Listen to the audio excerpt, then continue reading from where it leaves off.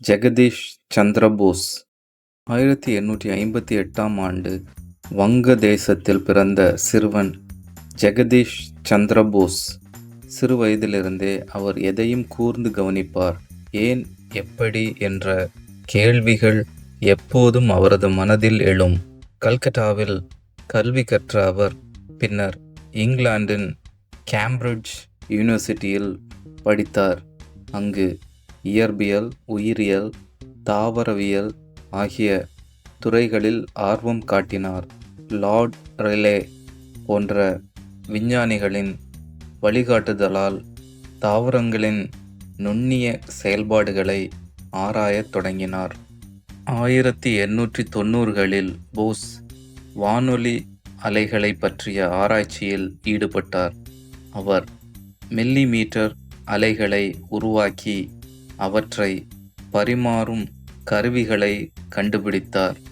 ஆனால் மார்க்கோனியின் வணிக செயல்பாடுகள் காரணமாக போஸின் கண்டுபிடிப்புகள் உலகளவில் அங்கீகாரம் பெறவில்லை. 100 ஆண்டுகள் கழித்து தான் IEEE நிறுவனம் அவரை வானொலி அறிவியலின் முன்னோடிகளில் ஒருவராக அறிவித்தது. போஸின் மிகப்பெரிய பங்களிப்பு தாவரங்களின் உயிரை நிரூபித்ததே. அவர் கிரெஸ்கோகிராஃப் என்ற கருவியை உருவாக்கினார். இதன் மூலம் தாவரங்கள் வெளிச்சம், வெப்பம், குளிர், வலி போன்றவற்றுக்கு எப்படி எதிர்வினை செய்கின்றன என்பதை உலகுக்கு காட்டினார். ஒரு நாள் அவர் தனது ஆய்வகத்தில் தாவரத்திற்கு வெப்பம் கொடுத்தார். கருவி தாவரத்தின் வலியை பதிவு செய்தது.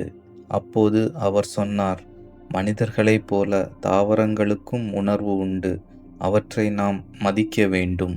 போஸ் இந்தியாவின் முதல் பெரிய விஞ்ஞானிகளில் ஒருவராக உலகம் முழுவதும் புகழ் பெற்றார். அவர் இயற்பியல், உயிரியல், தாவரவியல், இலக்கியம், அறிவியல், புனைகதை என பல துறைகளிலும் பங்களித்தார். 1937ஆம் ஆண்டு அவர் மறைந்தார். ஆனால் தாவரங்களின் உயிரை உலகிற்கு வெளிப்படுத்திய அவரது பணி இன்று வரை கல்வி, அறிவியல், சுற்றுச்சூழல் ஆகிய துறைகளில் பெரும் தாக்கத்தை ஏற்படுத்துகிறது.